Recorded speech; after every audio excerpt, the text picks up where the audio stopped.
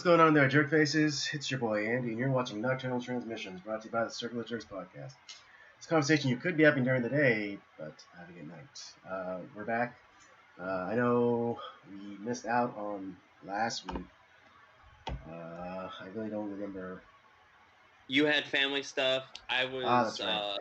I was sick. I had really bad allergies, and yeah, I kind of got like a sinus infection, but that's pretty much cleared up now, so I'm feeling better. But then now Andy's on death's door. Yeah. Indeed, I am. I'm barely alive right now. If I'm to be completely honest, I am going on sheer willpower right now. Hey, you know what? You're not a quitter, dude. And you have every right to have said, hey, let's just cancel tonight, and understandable. But no, you decided to stick it out, and you have a lot of fortitude, Andy. I appreciate your sacrifice. Yeah, and I'm like really feeling kind of loopy too. It's like, yeah, I know I'm like hiding it really well, but yeah, when I'm looking into the camera right now, or I look something on my desk, it's like it feels surreal.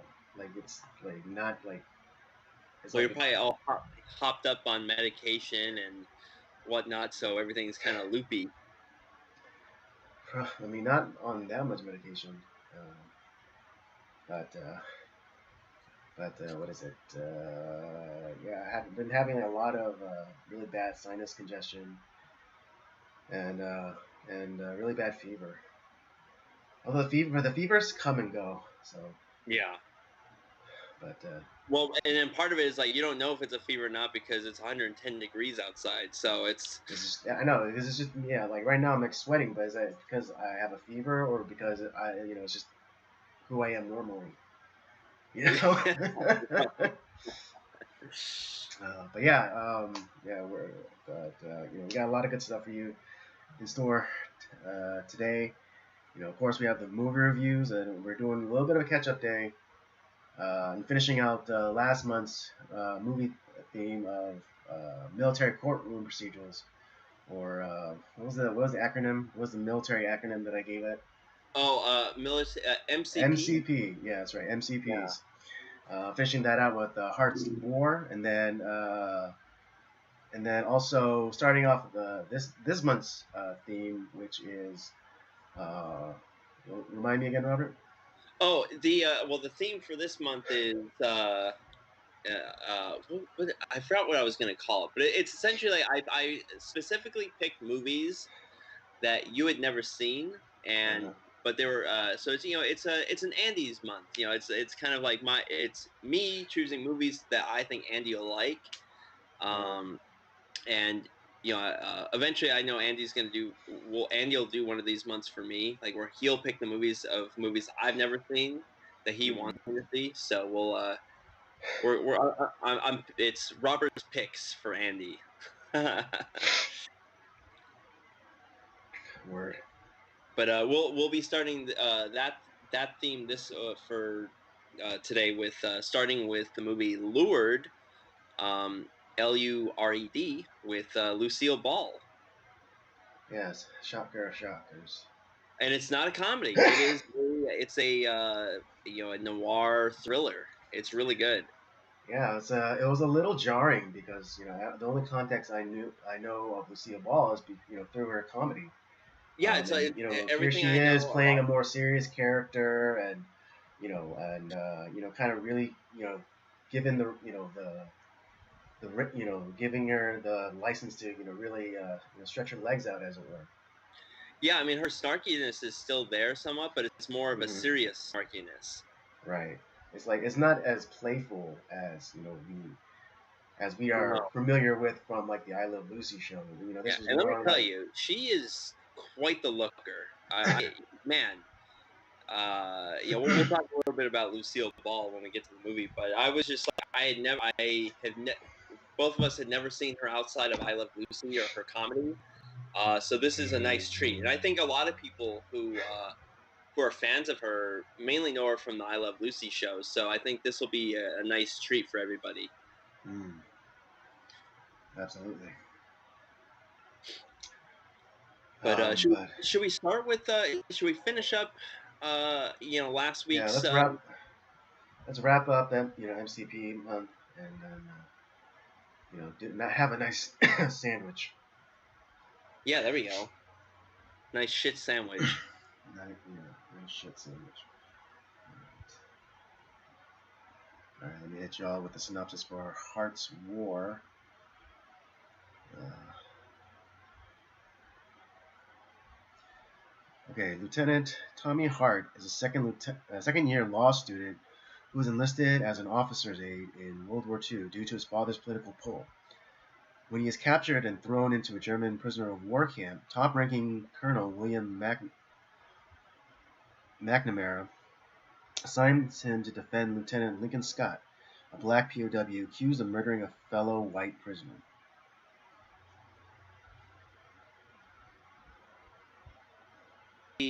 Interesting. I really liked it. Uh, There's a couple movies that because I guess actually the last like few months I've actually watched quite a few of these kind of like POW like style movies like uh-huh. Dalek 17, Bridge over the River Kwai.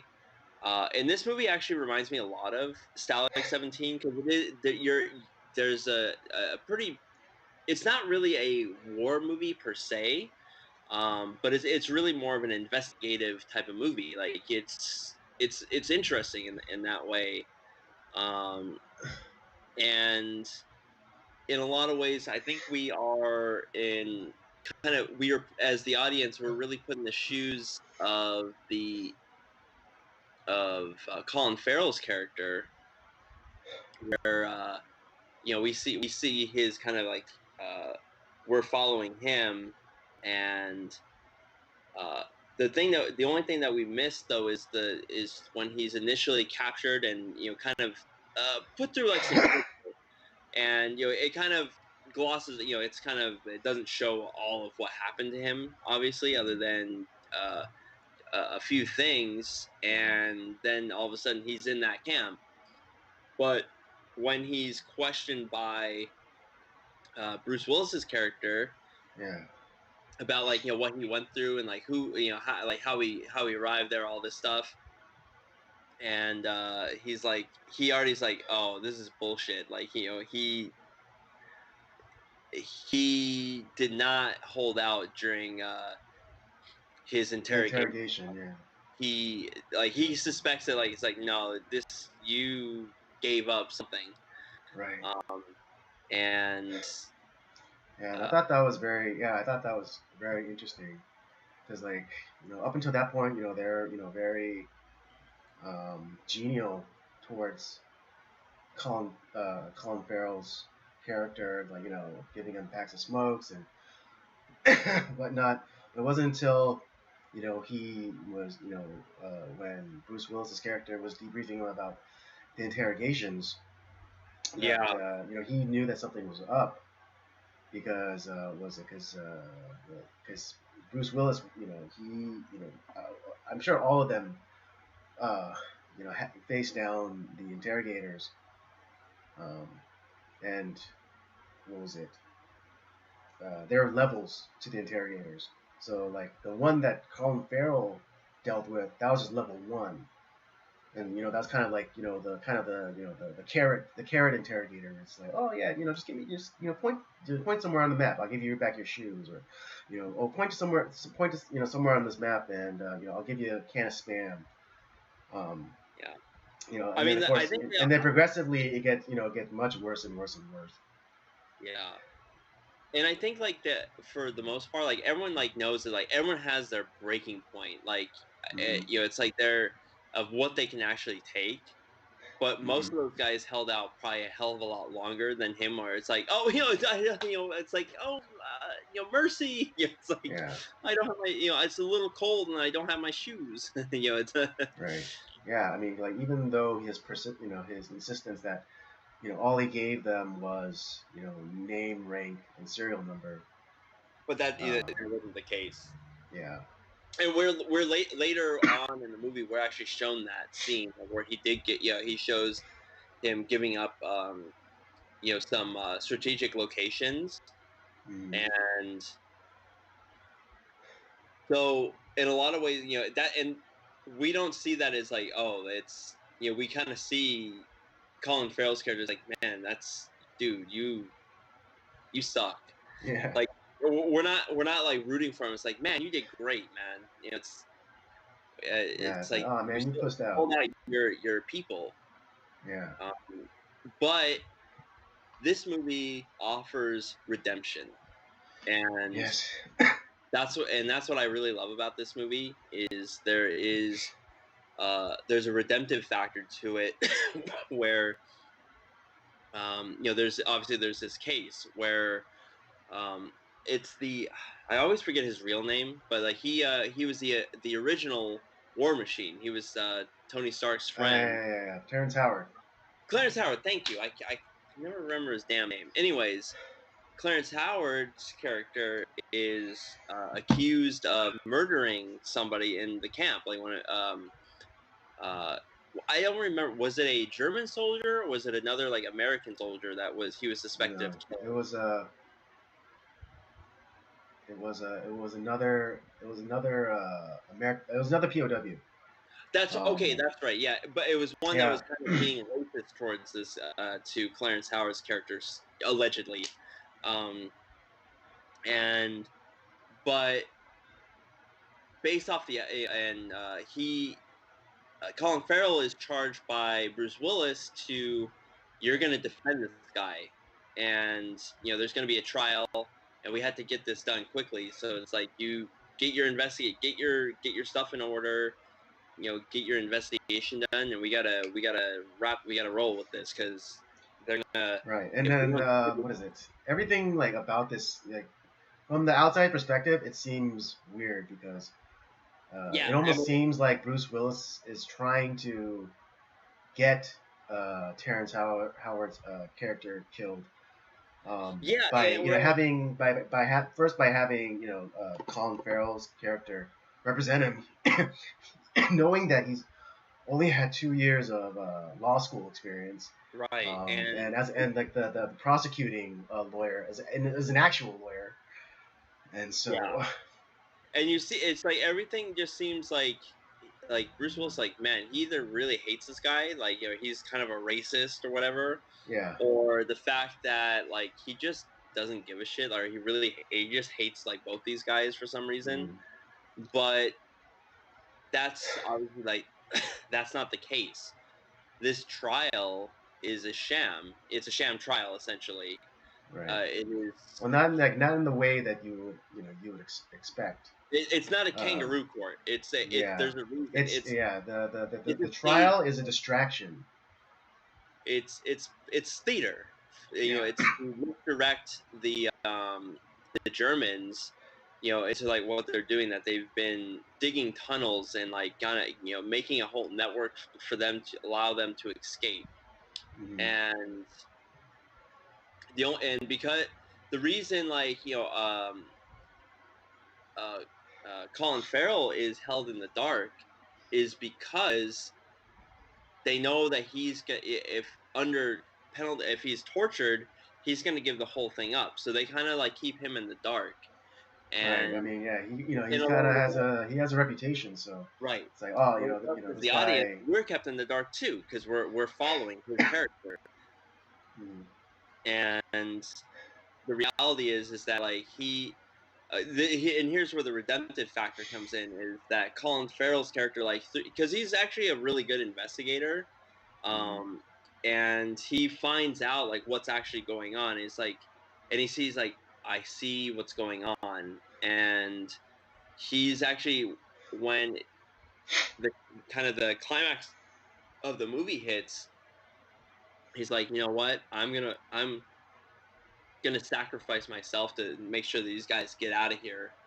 Um, to protect because he's like I want to he's gonna protect Clint Howard's character and protect the guys, and it's like I'll sacrifice myself, but in reality Clint Howard's like no dude, like this is me, I'm already gonna die anyways, Mhm. so I'm making that sacrifice. And it was just like it was the fact that like Colin Farrell went from being kind of a coward to being heroic. Yeah. It's kind of that hero's journey, if you will, in a lot Uh-huh. of ways.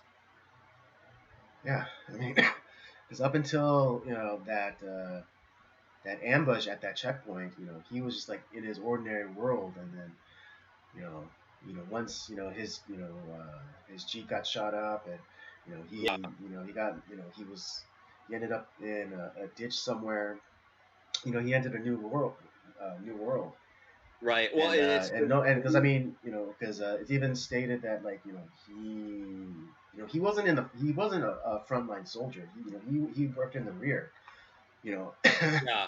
partly And because his daddy made it so. that's right. Yeah, he was from a very wealthy background. I think his dad was a politician of some sort. Yeah, I don't know if that was stated or not. yeah, But or at yeah, least he it's had like some considerable political pull. yeah. So that's why he wasn't on the front lines. He was in the back.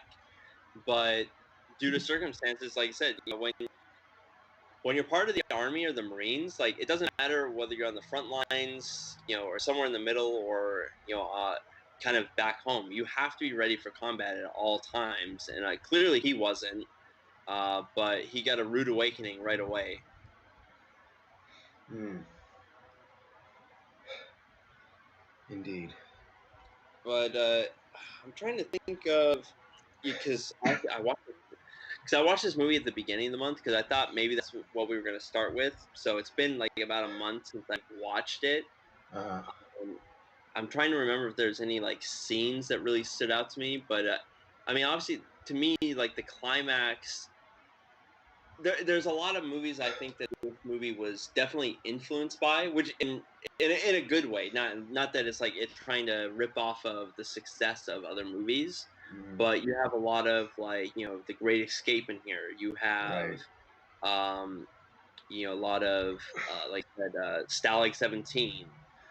You have a lot of these other like like not really Bridge over the River Kwai, but like it has like a lot of like these other influences. Obviously, like movies that were huge movies. And this one has like big stars. Obviously, Bruce Willis is a huge draw. At that Mm, time, Colin Farrell was a huge draw. uh, Um, Clarence Howard. That was probably like one of his first roles. Because I think that was it was before all the Iron Man. Well, before he was in the first Iron Man, and yeah. before some of the other like TV stuff he did. But Mm, um, like I said, there was another guy. Oh, I don't know. Did you ever watch that show Entourage no. on HBO? No. Well, the main character from that show, uh, Oh yeah, he dies he was early. yeah he was in this movie. He dies like after he gave the jacket to Colin Farrell's character, he gets shot Uh, up. yeah. Um, but I just like the fact that like his character is redeemed. He goes from being a coward to being kind of a hero in a lot of ways. That he has bravery and he's earned his stripes. He's not Yeah. just some rich kid on the back lines. He's willing to. I think he starts to understand like what it means to actually sacrifice yourself and what it means to fight. Kind of fight for your country and fight for your dignity. For God's sakes. Right. Although I did look up the unit that Colin Farrell's character was in, Mhm. but I think it was an infantry unit. In real life. What's that? I'm sorry. Say it again. Oh, the like because the patch mark denoting what unit. Yeah, It was I think it was the eighth something or other. But when I looked it up, I think it was an infantry unit. yeah. So that And well, not remember that's not his jacket though. That's the jacket of the kid that got killed. So he was wearing someone else's jacket. Oh no, even before then when they're back at like the headquarters, he had that eight. Ah, true. But he was more of an officer like in that infantry group. So like I said, he Well, no, was I in just like meant their in real life. I think that right. Yeah. Even though like he was assigned to like the rear.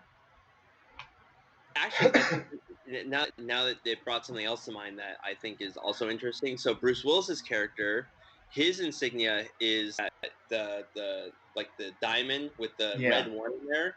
Mm. The movie The Big Red One with Lee Marvin, Uh-huh. that was actually a really like big unit in during World War II. And that's like I said, that's the same unit that movie that is based off of, with the Big Red One with Lee Marvin. That's Mm. the same group that Bruce Willis's character is involved with.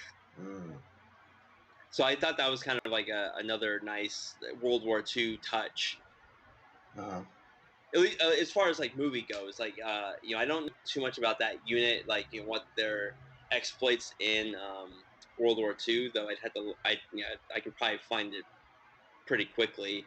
Right. But, God, that's another war movie that we'll have to watch at some point. The Big Red One.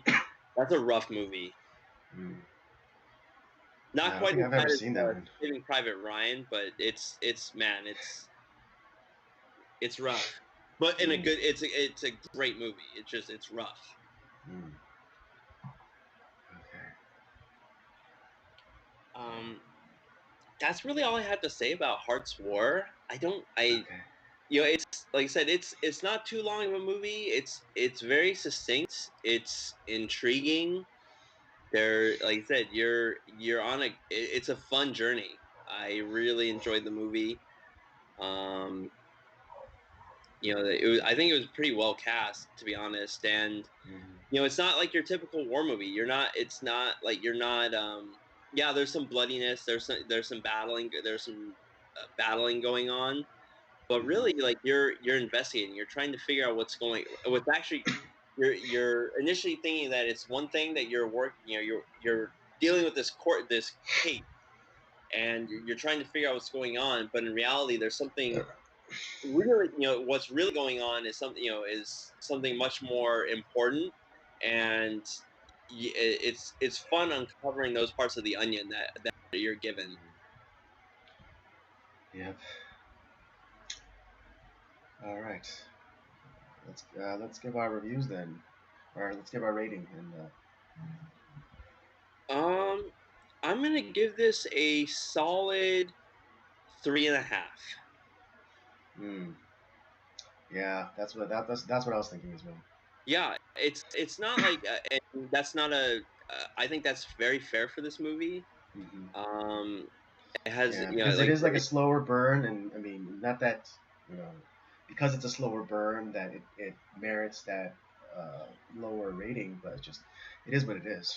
yeah, like I said to me, what this movie reminded me a lot of, like I said, was Stalag 17, which to me is it's a better version of this movie. Mm, Um, and I yeah, I just it's there's nothing really wrong with it. Like mm, it just yeah, I just think it doesn't deserve really a 4. Um, there's nothing really like anything that I could pick out of it. Like I didn't like. It's just yeah, right. it's a good solid 3.5. Um, you won't regret it. It's a good movie. Yeah, exactly. I mean, yeah. Also, partially, for me, it's also the dialogue. There wasn't anything like extraordinary about the dialogue. Yeah, there's no like great lines like like from like was it um the what's that Lee Marvin movie that we watched? The professionals. The Professionals. Thank you. God, my brain does not work today. You and me both, But man. no, like that ending line on The Professionals, like I'll remember that line forever. Right, I know. It's just It's so perfect. perfect. Yeah, it's no like here's Johnny. There's Yeah, no right, line like that in there that's like that really stands out. It's like that really um, bites into the culture. Like no one's like quoting Hart's War. right. You know,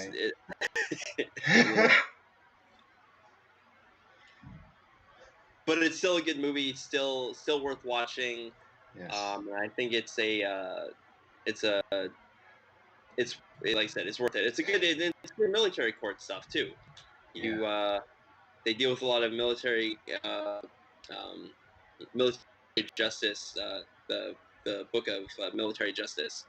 We all have every soldier in every branch of the military has, and so you own that, and you have to learn it and know like all the statutes and stuff. It's crazy. Mm-hmm. Yeah, I bet. All right, there you have it. That's our review for Heart's War. Robert and I both gave this a 3.5. Would still recommend. Just don't be expecting fireworks. Although I think but though thematically, I think it's a really good movie. Like I said, I would recommend about like 5 or 6 movies ahead of this one.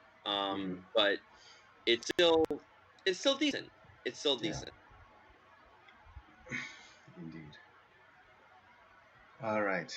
Well, now that that's done, let's get into some of the topics for discussion today, which Robert's gonna be spearheading this because these are all things that are kind of gotten to his crawl, as it were, and he just needs some time to bare his soul.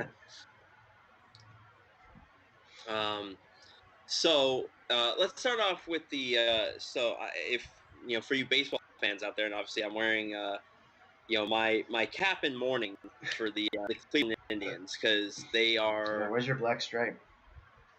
Huh? I said, where's your black stripe? I didn't have any black tape. I'm sorry.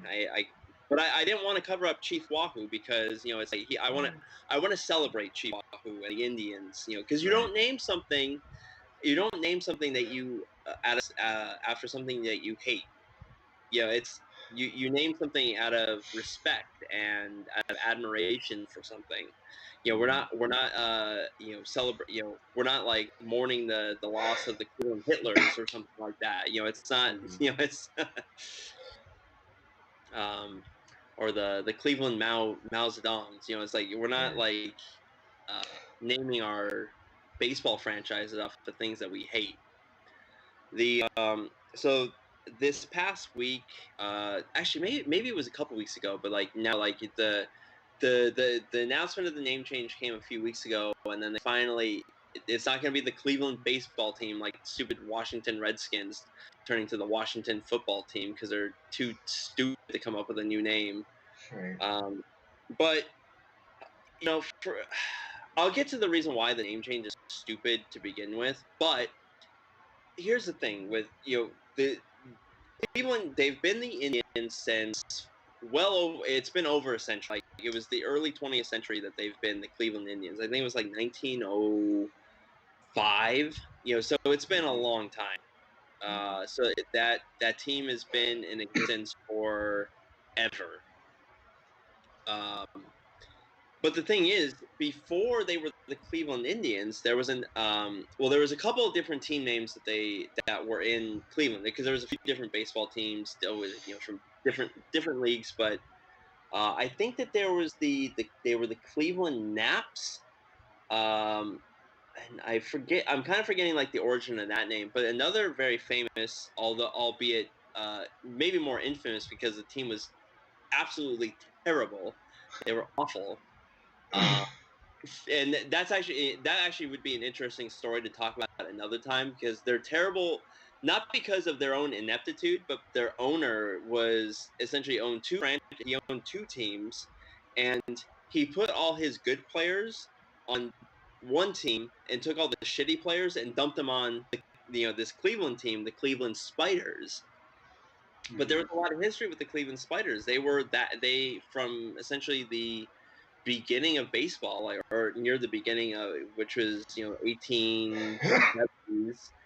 There was the Cleveland Spiders team, but there's a lot of history behind that. They were the Cleveland Spiders for like 30 years before there was the Cleveland Indians team. And if you're gonna make a name change it to something that like has some historical significance. If they change it to the Cleveland Spiders, I probably wouldn't be talking today because I'd be less pissed off, for one. because at least they're changing it to something that was like historical, and I think it'd be awesome to bring back the Cleveland Spiders. Their logo is awesome. I don't know if And here's the funniest thing. They got rid of a colored person for supposedly a more white figure. Because oh like the Guardian statues or whatever, oh yeah you yeah can't tell me that that's a black person, or that's a I'm, Mexican or whatever. I'm getting to that. Yeah. Anyways, but yeah, no, it's like I think that would have been kind of cool. Okay, fine. If you're gonna change the name, whatever, but change it to something that's not like change it to something that has a historical significance in baseball. What the fuck? It does like kind of roll off the tongue. The Cleveland Spiders, that's cool. Like, and it's kind of Right? You can do but all no, sorts of things with like the design of like the legs, like making it all the legs looking at oh, I mean, make it look like like a I said, you should C. look at you should look at some of the designs from like the 19th century, like some of their logos and designs. It was actually pretty damn cool. Hmm. But God, it's a damn shame. I think they lost out on an opportunity to like at least make this less shitty. But no, Right. they can't do that because Right. we live in a stupid time. And it's like so essentially it's they're not changing the font of their lettering. No. They're Yeah. not really changing much. They're not changing the color scheme at all. They're going No. to something stupid called the Cleveland Guardians, and has something stupid to do with like the statues on their bridges or whatever, Yeah. which is dumb. It's so dumb. I'm sorry. I think the logo Yeah. is stupid. I think the name is stupid. And of Yeah. And course, I you mean have the. like, oh, I'm sorry, Andy. I didn't mean to interrupt you. Oh. No, I was just gonna say though that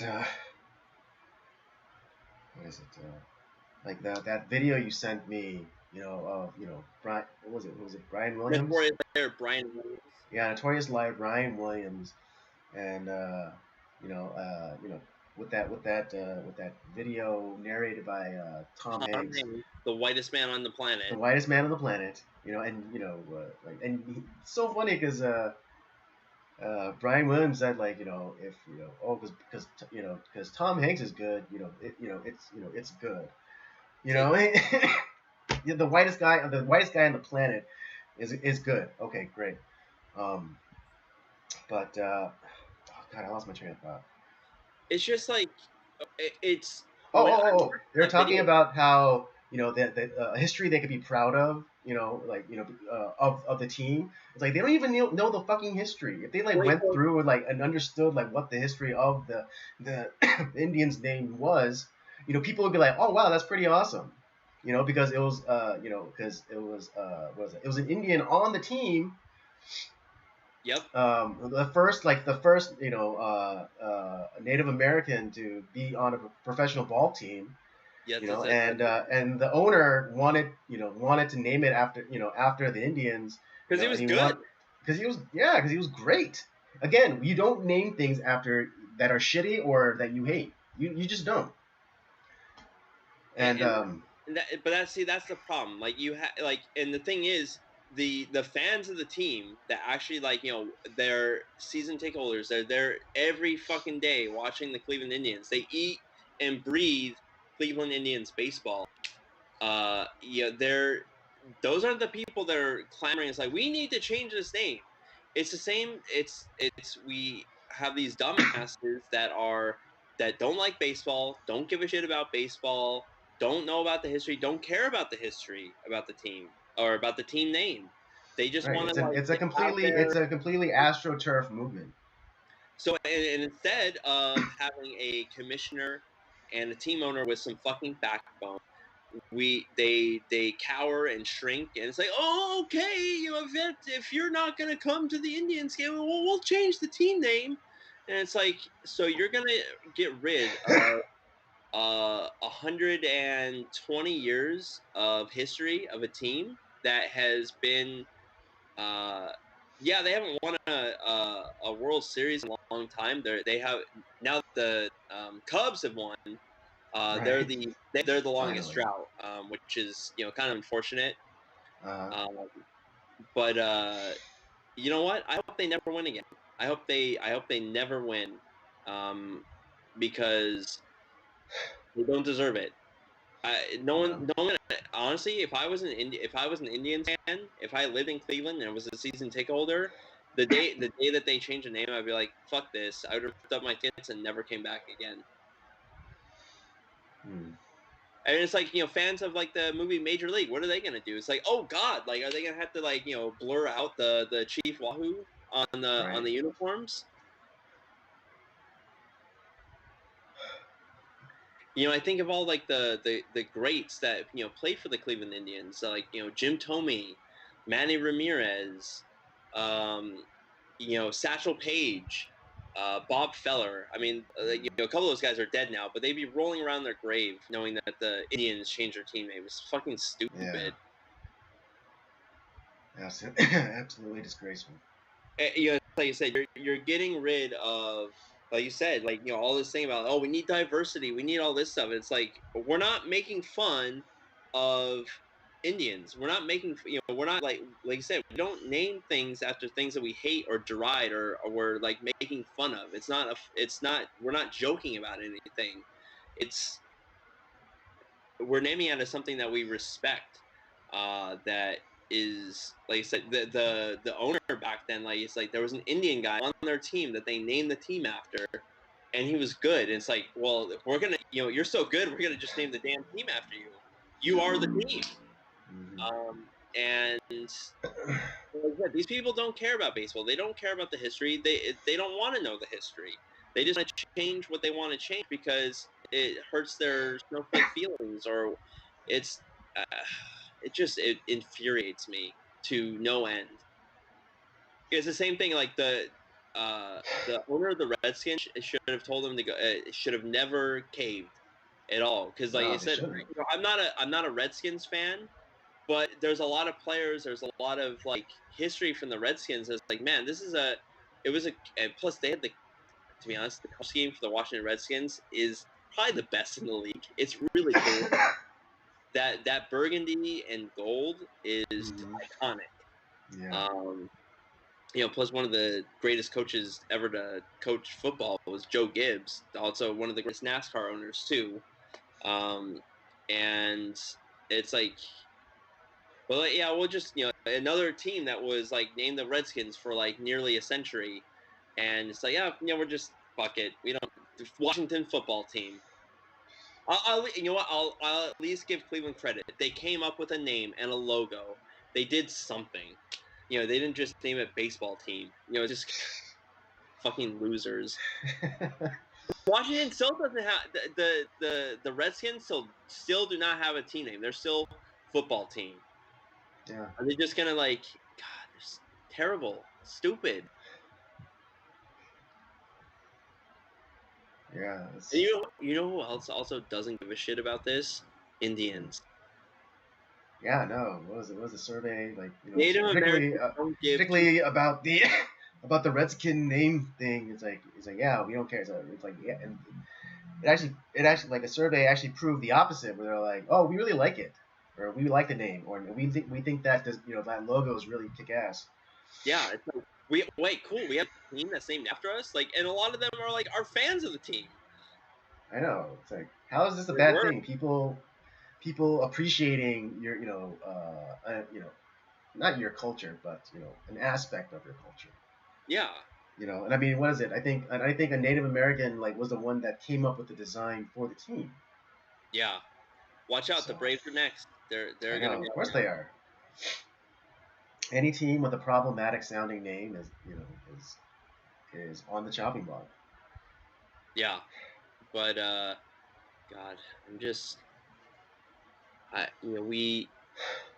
think back like, because I love baseball. I really do. I love the history behind it. Has so much rich history in the sport. And there was a time where we had some commissioners that had some fucking backbone that would have been told everyone, it's like, yeah, you know what, go fuck off. It's like, we're not gonna do that. and we don't have that anymore. We have a weak sauce, girly man of a commissioner that, and like the owners, are just like, well, they're capitulating. It's like, okay, so what? Maybe like you lose some ad revenue. Who gives a fuck? Like, it's not like, the history of the team is worth so much more. And if you don't like, if you can't handle that pressure, then sell the fucking team. Sell it to somebody else who's not gonna, that can handle it. Yeah. It's like I'm so lame. I collect the hats and stuff like that. I refuse. I will never buy a Cleveland Guardians hat. I refuse to acknowledge that team exists anymore. I would wear a San Francisco Giants hat before I would wear a Cleveland Guardians hat. Ooh, that's a deep cut. That's how much I hate this. And I fucking hate the Giants with every fiber of my being.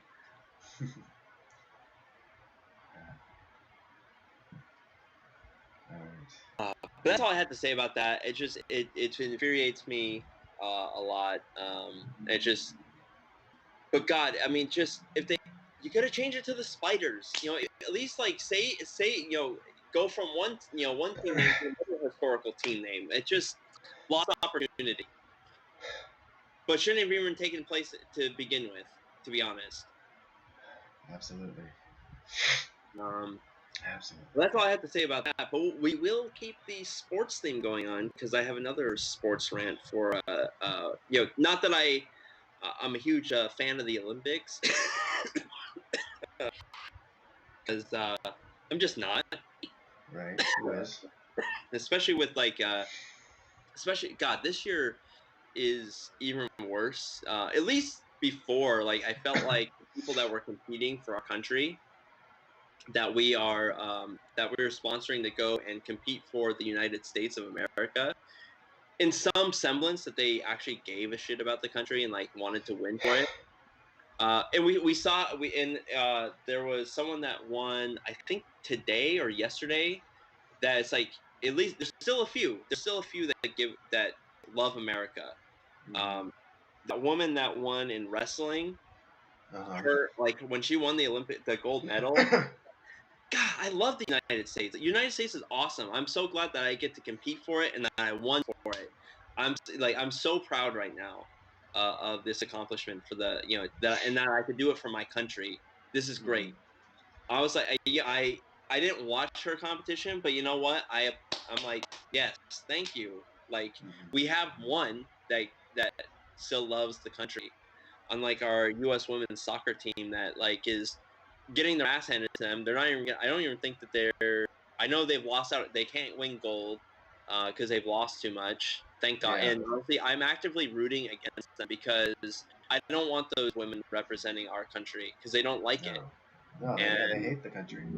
It's like, okay, you can't represent the country and hate the country at the same time. It's yeah. But then the thing that really irks me the most is a kind of this culture of celebrating failures and quitters. Like I said, there's, and let me, Simone Biles, who, it wasn't like that she tried her best and like did it's like, yeah, maybe she didn't have her best stuff, which happens to athletes all the time. You can't always be on your A game. But she's been calling herself, oh, I'm the best. She's calling herself the GOAT for gymnastics. I'm like, well, I mean, she did really well in like the last Summer Olympics. So maybe, but then she gets like she has like one bad outing and it's like, oh my God, I'm like, I can't do it. I'm going to just quit. And she just left. She left her teammates, like just left them hanging. And it's like, well, no, it's like, it's your responsibility is like, okay. One of the quotes from like the team is like, we don't owe the United States any medals. You're right. You don't, but you owe us your best effort. If you don't win, you don't win. But if you put everything you have out on that, on the mat or the field or In the ring, I will always celebrate that. Even if we don't win, if you go out like a champion, if you fight like a champion, that's something worth celebrating. Not this shit, like where we're and then but all the media, and all these people's like, I'm so proud. It's so great. Simone Biles such a inspiration, and it's like, no, she's not. I don't celebrate this. I don't think we're worthy of admiration in any sense of the definition. And I look at like, because she has the feels, or she didn't have the feels today, and so she just quit and went home, and it's not fun anymore. It's like, I don't want to do it. It's like, okay, but like you still like have not only a responsibility to the country to like try your best, but you owe it to your teammates too. It's not about you; it's about the team too. And I think of like some other performances. Like, I've been obviously, like, I love auto racing, and I think of like there's a few moments that like kind of came to mind this week. After hearing this, and one was back in 1996. My favorite driver was Dale Earnhardt, obviously, and he got into a really bad wreck at a race at Talladega, where he ended up breaking his clavicle and his sternum, and he should probably not have been in the car, to be honest. But he came back the next week, and he had to get a relief driver, partway through the race, just because the pain was so bad. But he still, it's like, understandably so. I mean, the pain is so bad. The next week after that, though, here's what's amazing. He's still, I mean, he's driving one-handed, and they're at a racetrack called Watkins Glen. Now, the thing about Watkins Glen is that it's a road course. There's a lot of it's what's called a road course, and so there's a lot of rights and left turns. You're downshifting a lot. You're upshifting a lot. So and when you're able-bodied, this racetrack is very difficult. He's got like one hand, and he's in a ton of pain. But here's what he does. Here's what Dale Earnhardt does. And this is why he is, to me, the symbol of just gutsy performances. Doesn't matter if you're injured, you don't have the feels or whatever. Like, this guy is amazing. He goes out. He not only sits on. He not only qualifies in first position. He breaks the track record. And then, when they asked him after the race or after qualifying, it's like, Dale, how you feeling today? It's like, it hurts so good.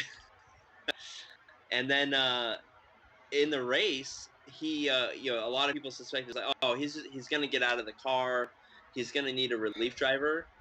No, he doesn't get a relief. He doesn't take a relief driver. He races the whole race, nearly wins the damn thing. He led 2/3 of that race, and had it not been for some interesting pit strategy, would have won that race. He had the fastest car. He was kicking everyone's ass, one-handed.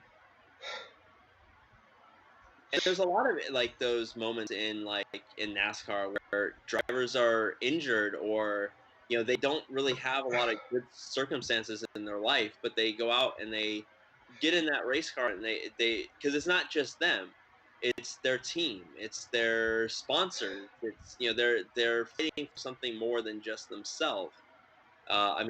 There's another time where another race car driver got into a bad wreck, Ricky Rudd, and his eyes were, you could still see his eyes were fine, but like his eyes were swollen so bad that he ended up having, the next race, he ended up having to tape his eyelids open so that to like push the swelling back so that he could see. Insane. Or in '92, Davey Allison was in there's another gutsy performance here, and I'll end with this because I know you have something to say about this. He had a whole bunch of these issues. in one race he's fighting for the championship up until the very last race where he lost it. He broke his ribs and back at one race. Came back the next week, won the race. I mean, and he was in severe pain. His younger brother was killed in a racing accident 1 week, and most people was like, David, do you wanna like, mourn your brother. It's okay, like, we'll miss the race. Like, no, we're gonna go out and race. We're gonna win it. Then we'll go and mourn my brother, and we'll deal with it then. But he didn't just like get out of the car. He kept racing because he knew it was more about not just himself. It was for the team and for everyone involved. All the hard work people put in, and then there was another race where he got into a really bad wreck where I think it destroyed because of the barrel rolls he was doing. I think he broke his wrist, broke his shoulder. His ribs were all bruised up. He ended up having, because of the G forces, all the capillaries in his eyes like kind of blew out, and he was still able to see, but his eyes were like red, and just insane stuff. But he kept racing and was actually up until like he was in the points lead up in the last race, and ended up getting caught up in a wreck and lost the championship. But he fought the entire time through all that adversity, and it just and I see. And the thing with Simone Biles, like, it's not just her. It's not just like she should be giving her all for her team and all the trainers that spend hours and hours and hours, fighting to get her ready for the Olympics. It's it's not just her, and we're celebrating like, oh, it's so good that she's caring about her, quote unquote mental health and all this stuff. It's like, give me a fucking break. It really infuriates me on another level.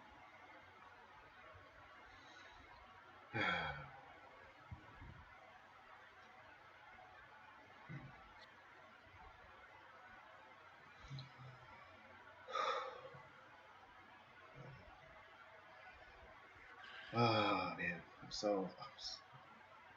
I'm struggling here, folks. I'm sorry. Yeah, I totally get what you're saying.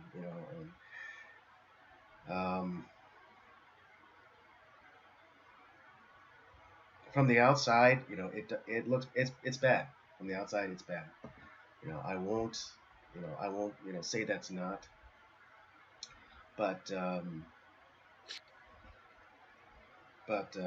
got to kind of have to look at it in the lens of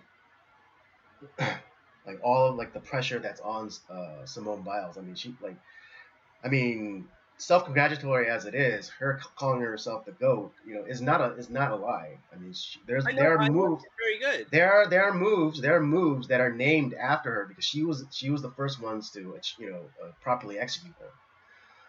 So yeah. I mean, and then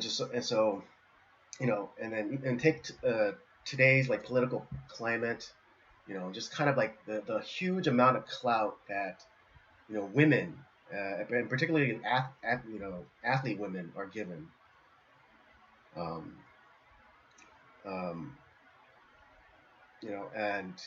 every big kind of women's sports figure has gone political, except for Simone Biles. Like, she hasn't from what I've been able to tell from her social media accounts, like, yes, she's left leaning and whatever, but she keeps it relegated to her online platforms, as opposed to making statements like when she's performing. I'll give her that. Yeah. So kind of like the secret good guy move. What if like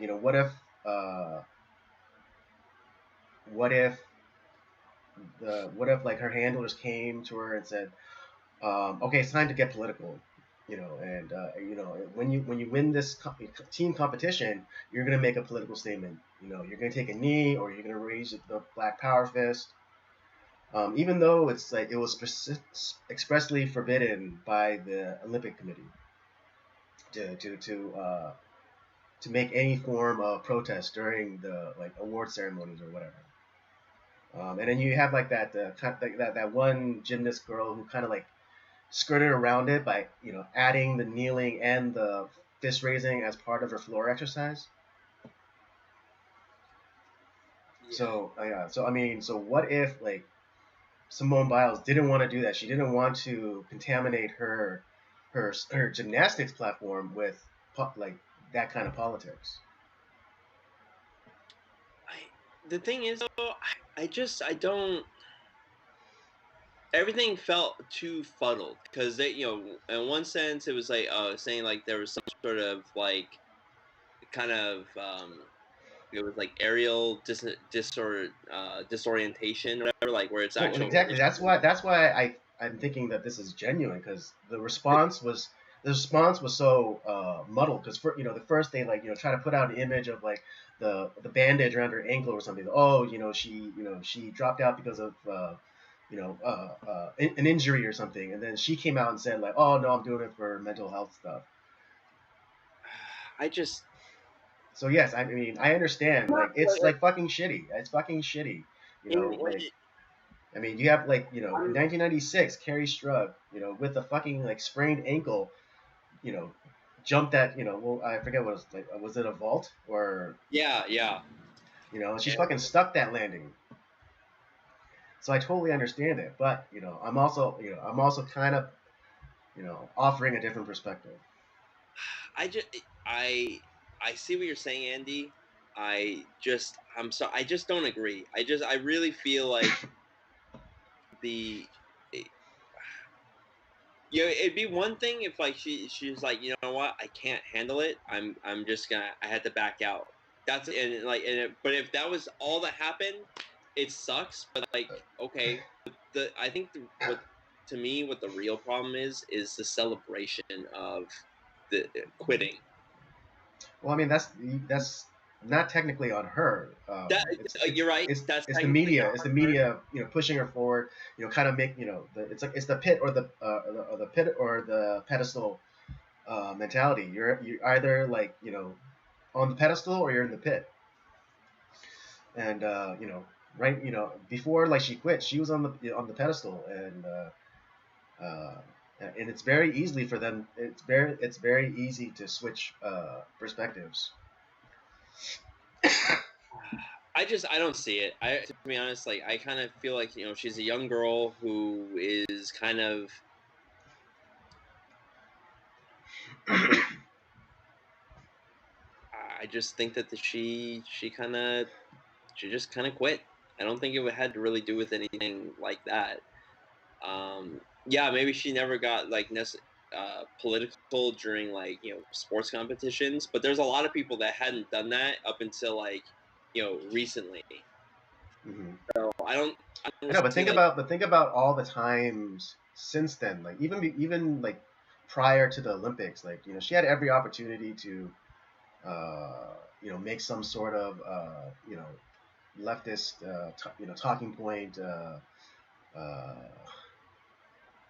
leftist talking point like a virtue signal. Like you didn't really see it.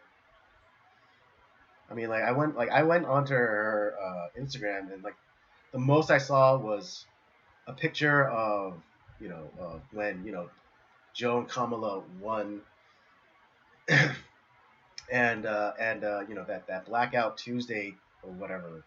But that was like the extent of it, But it wasn't like it wasn't all over her page talking about like, oh, Black Lives Matter, white people bad.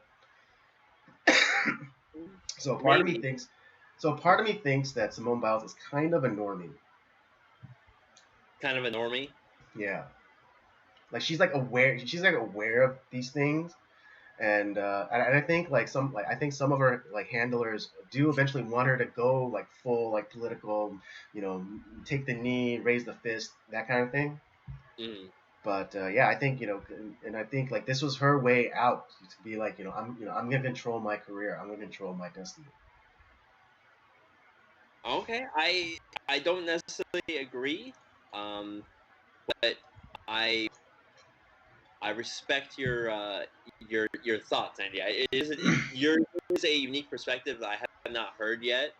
Mm. Um, but I still think it, like I said, whether you're right or not, the fact that this true, it's not on her per se, but all the media coverage and like from the team, like essentially celebrating her, quitting.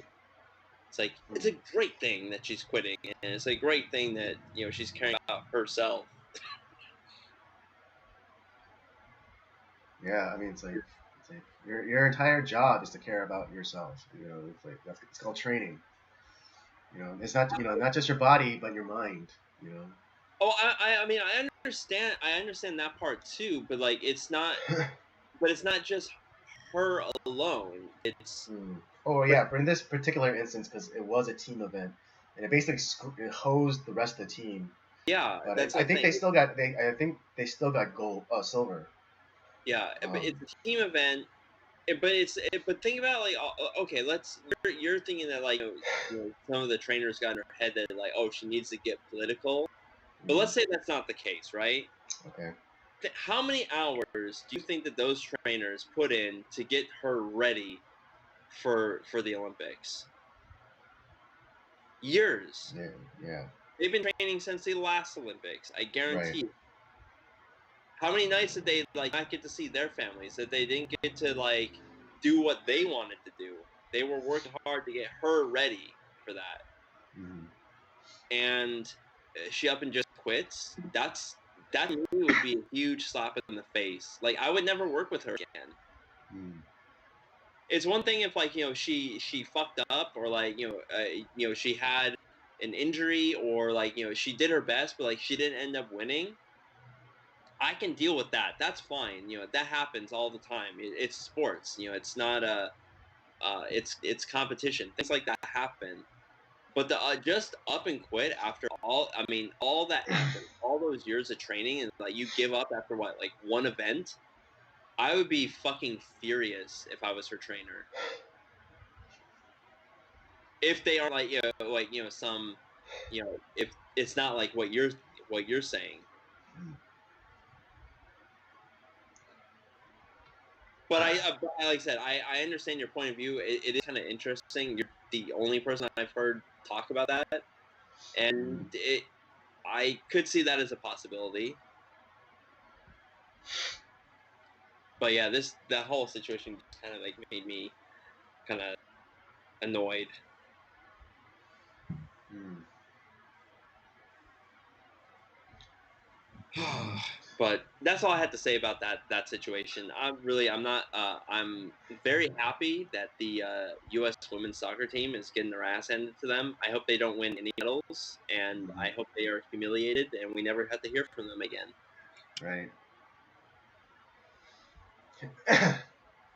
Although um, it'll be interesting to keep track of if Victoria's Secret still keeps Megan Rapinoe as one of their spokesmodels. Well, they'll probably they celebrate losers, so they'll Yeah. be. um, I had another topic, but I know you're feeling kind of garbagey. So why don't we can pin that for next week? Because I did want to talk a little bit about Cuba and what's Uh-huh. going on over there. But why don't we get to the movie review? Because I can tell you're really struggling, Andy. I want you to get some rest. All right. Yeah. Because I do want some of your the last of your strength. I want you to talk about the movie Lured. I really want to get your thoughts on it. Okay. All right. All right. Yes, as Robert was saying, tonight's, or at least this month's theme, which is all about me. Um, these are movies that Robert's picked for me that I haven't seen, that he wants me to see. So the first movie is called Lured, starring Lucille Ball, Boris Karloff. And the other actors I don't really know. The only other guy that I really recognized was, Uh, and I forget his name, but he was in Rope. yeah, He was the dad of the murder victim in Rope. yeah. Great actor. I really like him. He's very talented. Right. Wait, was it Julian something? Yeah, I think you're right on that. Let me Yeah, Cedric Hardwick.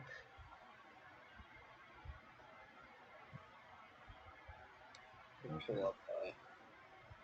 But anyways, let me hit y'all with the synopsis and we can get going. Sandra Carpenter is a London-based dancer who is distraught to learn that her friend has disappeared. Soon after the disappearance, she's approached by Harley Temple, a police investigator who believes her friend has been murdered by a serial killer who uses personal ads to find his victims. Temple hatches a plan to catch the killer using Sandra as bait, and Sandra agrees to help, but complications arise when Sandra becomes engaged to a nightclub owner.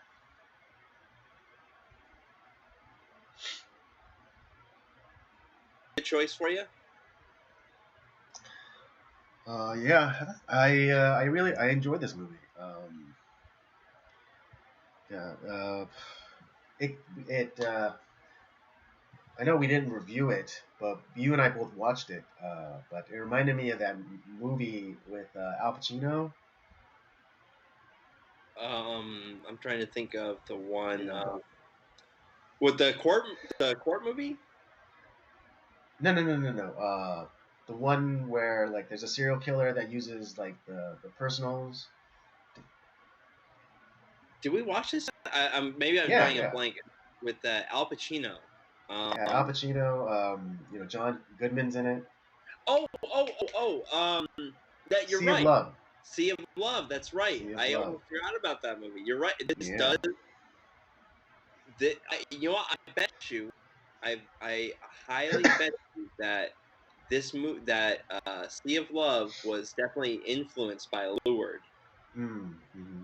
Because I know that Al Pacino watches these type of movies Mm-hmm. because he watched the original Scarface, Mm-hmm. and he was inspired by it. It's like, we need to remake this for today. Like, this is a Mm-hmm. really good movie, and he was the one that was behind getting that remade and how we got the Scarface from the '80s. Uh, Mm-hmm. Al Pacino loves these kind of like old noir thrillers, like kind of like those type of movies. He likes this stuff. So I Mm-hmm. could see where it's like he probably had a little bit of influence in Sea of Love to get kind of a little bit like uh, Lured. Yeah. Totally forgot about that. Good connection, Andy. Yeah. Mm. Yeah, and all that with a freaking sinus pressure going Yeah, off the charts right now. but But yeah, it's a good movie. and I think because in most cases, we would think, because obviously Boris Karloff is, one of the top billed stars because, well, he Right. was a huge. I mean, it was towards the end of his life, actually, because this movie came out in '47. Uh, Um, so it's toward the end of his career because, like, I think the last thing he did was the voice acting for The Grinch Who Stole Christmas. Um, really? I think that's one of his. It's not, maybe not his last role, but it's definitely one of his last roles. Um, Oh, voice actor. yeah, he was a voice. He was the narrator of that. Mm. Great, you gotta watch it. It's so good. Right.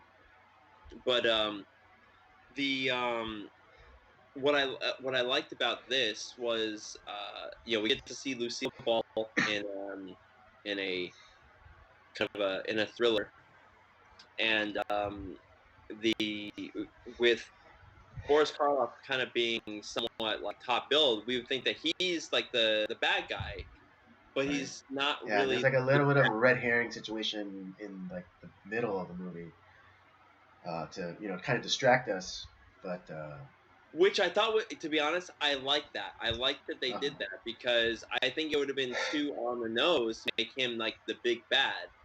Hmm. Um, and I mean, once we found out that he wasn't like really the bad guy, it's like, damn, who is it? Like, Uh-huh. it's. I was so curious. Like, that's where I really kind of like. I was kind of like watching. I was enjoying it. And they're like, when he wasn't like the guy, I'm like, damn, like who could it be? Like, I leaned forward. I was like really invested in the movie. Hmm. Yeah.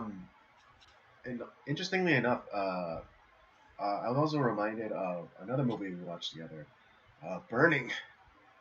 Uh, Oh particularly, yeah, that's right. particularly towards the end when when all the evidence is found and like the little trinkets are found in the drawer. And it's very reminiscent of that scene in Burning where the main character is like over at the suspected guy's house, and he sees like this basket and it's full of like these uh, you know interesting little knickknacks and trinkets, and then he sees one thing that he recognizes, and it's similar to that in Lured. Yeah, it's funny. You're making these connections, and I totally did not make any of these connections to the movie. But you're totally right. There is a lot of that stuff, and Mm-hmm. uh, Yeah, I mean, I just goes to that concept that we have is cinematic archaeology. yeah. So I wasn't. I didn't have my archaeological tools on when I was watching the movie. It's that you Uh, were. yeah, yeah, that But and with the freaking head cold. yeah. Um, But I'm trying to think if there was like I really love the acting in this movie. Um, yeah, yeah, me too. I thought, like I said, the guy who ends up turning out to be the bad guy, the serial killer, Uh, uh, played by Sir Cedric Hardwicke, uh, Julian. Man, what an actor that guy is! He really yeah, is great. yeah, he Uh, really sold it. Like really cool as a cucumber. It's like I doesn't would reveal have anything till the very never, end. yeah, I would have never suspected that he was the guy. Uh huh. Because they kind of leave like kind of some clues, like like maybe it was the driver. Yeah, yeah. I They never, threw up a lot of red herring because like the yeah, driver they panned with the driver and like kind of gave the driver gave like this weird look, and so it's like, oh, maybe it's the driver.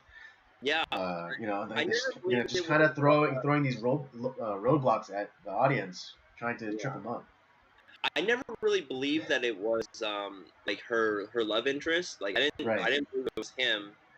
But man, there was a lot of other people. I was like, man, it could be that person. It could be this guy. Hmm. I never up until like the end, or I'm like, oh shoot, maybe it's Julian. Mm. And like Right, I especially with that cat and mouse scene with the inspector. And he's like, "Oh, yeah, do you have a copy of this poet?" And it was played to perfection because that was setting the trap that's for right. Julian. And it was just man, I really liked this movie a lot. It was great.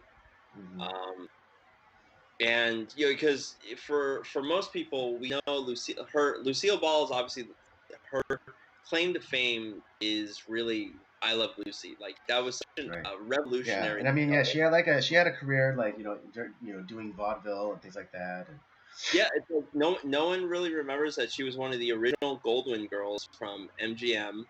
mhm. She did like a lot of the vaudeville stuff. Mhm. She's actually in several movies. Some of them were like kind of comedies, like song and dance numbers. Right. But the reason I chose this one is because this to me feels like something that's very different than anything else anyone's seen her in. Mm. It's not comedy. It's Yeah. not like she has her snarkiness that she like has from like her comedies, but it's in a more serious tone. And I really enjoy seeing her in that type of role. I she had done more stuff like that because I think she's really good at it. Right. And I also appreciate the way she was written, because kind of like the problem with modern writing is like just make the woman like awesome and powerful and great at everything. She Right wasn't. off the she wasn't. She and actually it was a smart thing because initially we just think of her as like this this girl that does taxi dances, um, really low on the socioeconomical rung of the ladder, and then here comes this opportunity to help find her missing friend, and there's that scene where the inspector is like kind of testing her. It's like, oh, close your eyes. How big would you say this room is? Where's the uh, coat rack? Describe me. Close your eyes and describe me. And be as frank as possible. And she was able to you know peg him pretty well. Um, Yeah. and So I mean, so she demonstrated her skills, and it wasn't that she was like awesome right away. It's like she, and even before then her greatest aspiration was to work for that Fleming guy at one of his nightclubs. yep. Yeah. So it's like it's not as though she had this aspiration to become a police detective. It kind of fell upon her in a lot Yeah. of ways. Like she Mm-hmm. never would have suspected like that she would be able to do something like that, Mm-hmm. and through circumstances, they felt like she had they needed bait, but needed to make sure that she's not an idiot either, Right. because Mm-hmm. and I also appreciated that they didn't make her the comic relief. It was her handler Right. that was the comic relief, which was That's great. right. That's right. So, Yeah. And it was like that. Their first interaction was I think the best yeah, because the Boris Karloff's character goes crazy, and the handler takes care of him, and then he hands her gun back because it got away from her, and then kind of like you know sorry, it won't happen again, and then she gives him his gun, and it's like, oh, sorry, it won't happen again. no, and then because he's always like because obviously he has to do like a lot of waiting Right. on her, like just Oh yeah, and the crossword puzzles are the best. oh dude, it's like where it was like it was I forgot like Yeah, the like a line six letter word for for dictator. ancient dictator, and like he's like, oh, here, take Caesar. And it's like, ah, Caesar. It's like something like that. I was like, that's great. That was brilliant. I really liked that a lot. It was, Yeah. and I'm glad that they left her as a serious character. Although she had comedic elements to her, but Hmm. she was very serious. But they made him the comic relief, which was really Yeah. nice. I Hmm. really liked that a lot. Yeah, and it wasn't like, and he wasn't the butt, for the sake of being the butt. Yeah, no, You know, they were clever jokes. It was and then they showed him to be a capable officer, and not just like this screw up who's like kind of like I don't know if you saw the movie Zootopia, yeah. but like like that fat like jaguar cop. But, yeah. Yeah, it's like like it's like they didn't make him into that. Like the he looked like I don't know if you remember the cartoon Bonkers. He was like the fat version of Bonkers. Yes, yes, yes, yes, yes. Um, the other thing that I kind of interesting because one of the other red herrings is that one of the ads was she ended up becoming a maid for Uh, like a servant at this one house, and like it's like, oh, this is definitely the bad guy right here. oh yeah, It's yeah, like, yeah, yeah. but I mean, he's into some shady shit. Like they're doing like human trafficking and like all Mm-hmm. sorts of crazy stuff. So it's like it was kind of good on her that like they caught these people using her. Mm-hmm. But Mm-hmm. then it's like, well, wait, that's not the guy. What? How? Yeah, Who is it? Who is yeah. I it? mean, they pulled a Point Break. I was like, yeah. It was like, man, And yeah, and the chief had a very salient point. It was like, serial killers or like gangs don't send out warnings to the police.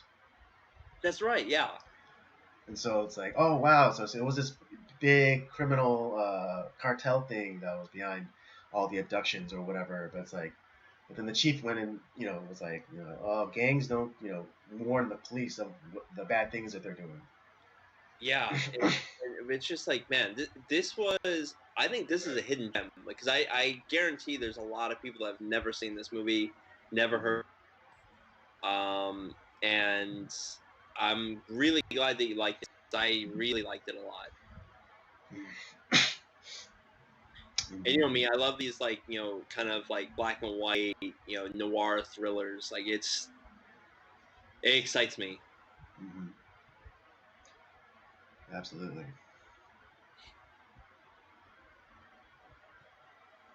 Any other scenes or characters that you can think of that you'd want to talk about, or are we pretty good here? I think we're pretty good here. All right. Andy, why don't you give the rating? All right. For me, this is an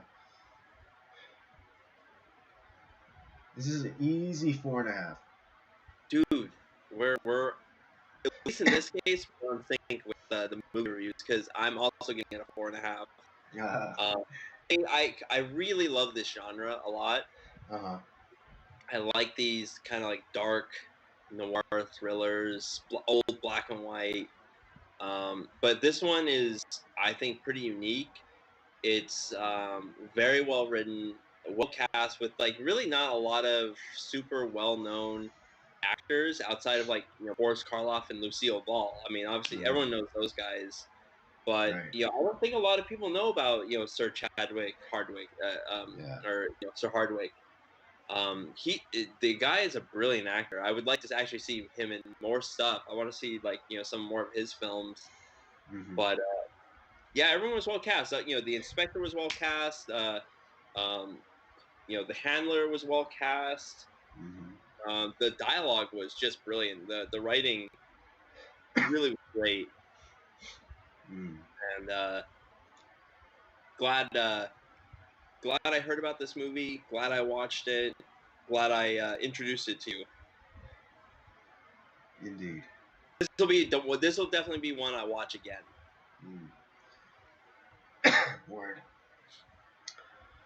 All right. Well, that's our review for Lured. Robert and I give this both a 4.5. Definitely a movie you should watch. It's fantastic. So do yourself a favor and watch it. Yeah, and we got 4 more great movies coming up this month. We're going to be doing Patton Patton next week. Nice. Oh man, can't wait for you to watch it. It's so good. George C. Scott, I'm already there. Yeah, dude, we're gonna have a lot to talk about concerning this movie, because it's fucking amazing. We'll limit our topics because I really want to focus on the movie. It's so good. Okay. Fair enough. All right, folks, that'll bring us to the end of the night. Because I am about to fucking pass out. Yeah, Andy, you get your rest. You get better. All right. Yeah, for sure. I hope you had a good time. I had a good time, given present circumstances. I know Rob always has a good time. So, dude, this is the best part of my week right here. Indeed. Yeah. Don't forget to check out the library of other content we have. The Circle of Jerks main podcast, Nocturnal Transmissions, of course, and Rob's gaming show, Up by Up Down. Don't forget to follow us on our various social media accounts, Twitter and Letterboxd at PodcastCOJ, and Instagram at Circle of Jerks Podcast. Oh my god, I'm losing it. Powering through. With all that said, we thank you for joining us, and we'll do it all again next week. If I'm still alive. You're alive. You'll be alive. You'll be good.